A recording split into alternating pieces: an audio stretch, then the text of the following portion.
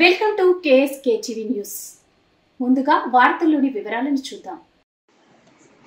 అనంత icon award పొందిన red plus వ్యవస్థాపకుడు శేక్షవలి.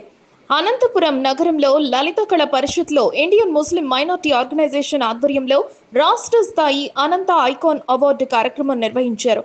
ఈ కార్యక్రమానికి ముఖ్య అతిథిగా అనంతపురం ఎంపీ అంబికా లక్ష్మీనారాయణ హాజరయ్యారు.